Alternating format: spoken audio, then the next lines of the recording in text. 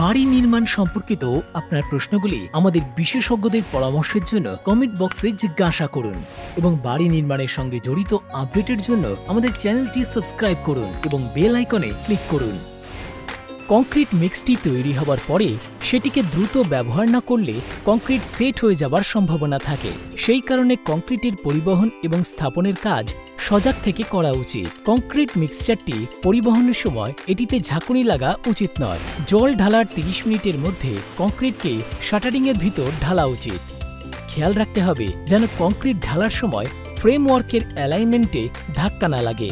Concrete ঢালার সময় খেয়াল রাখতে হবে ঢালার উচ্চতা যেন 1 মিটারের বেশি না হয় এবং উচ্চতা বেশি হলে চুটের ব্যবহার করুন। যদি স্ল্যাব কংক্রিটিং করছেন তাহলে ফর্মওয়ার্কের 1 টন থেকে কংক্রিট ঢালার কাজ শুরু করুন, আর স্ল্যাব স্লোপিং হলে সবসময় স্লোপের দিক থেকে কাজ শুরু করুন। এই রকমের কাজের জন্য কংক্রিটে জল কম ঢালুন। এইগুলি ছিল কংক্রিটের পরিবহন এবং সেটিকে স্থাপনের বিষয়ে কিছু সহায়ক তথ্য। আপনার কাছে যদি এই সম্পর্কিত কোনো প্রশ্ন থাকে তাহলে আমাদের নিচে দেওয়া কমেন্ট সেকশনে জিজ্ঞাসা করুন। দেখতে থাকুন বাড়ির বিষয় আল্ট্রাটেকের পক্ষ থেকে।